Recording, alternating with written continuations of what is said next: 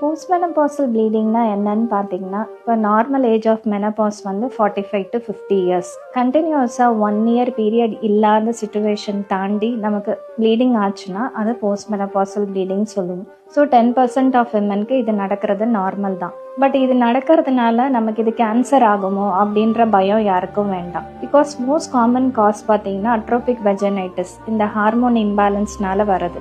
So அதை தவிர்த்து uterine causes என்ன பார்த்தீங்கன்னா யூட்ரைன் கேன்சர்னால வரலாம். யூட்ரஸில் வந்து சின்னதாக சதை பாலிப்புன்னு சொல்லுவோம், அது இருந்தாலும் இந்த ப்ளீடிங் வரும். சர்வைக்கல் ரீசன் பார்த்தீங்கன்னா அதில் சர்வைக்கல் கேன்சர் இருக்கலாம், ஆர் சிம்பிளாக பாலிப் மாதிரியும் சர்விக்ஸில் வரலாம்.